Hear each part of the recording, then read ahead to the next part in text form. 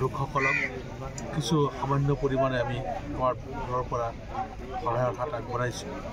আজি অষ্টম দিন বানত আক্ৰান্ত হোৱা মানুহবিলাকক যিধৰণে চৰকাৰে সহায় সহযোগিতা কৰিব লাগিছিল ঠিক সেইদৰে কৰা নাই।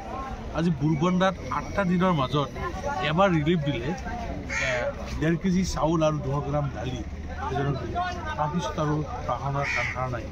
আজিও চিভিলক মই ফোন কৰি কৈছোঁ লোকসকলক কিছু সামান্য পৰিমাণে আমি আমাৰ ঘৰৰ পৰা সহায়ৰ হাত আগবঢ়াইছোঁ।